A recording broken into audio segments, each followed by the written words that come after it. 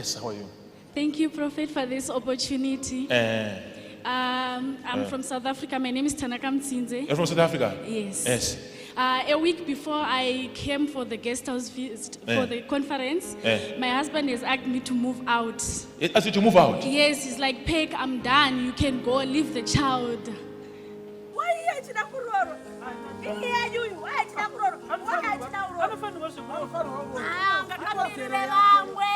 My Jesus. So you came to the conference. Yes. Then what happened? Now he's calling me to come back, Prophet. I'm traveling today. I'm going to my husband, Prophet. Hallelujah! Hallelujah!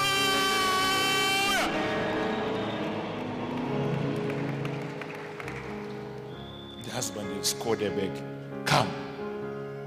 The husband is called her back. Come. Imagine. But this is through prayer. Do you know that there are situations that you are facing now which would have avoided if we had attended to them early?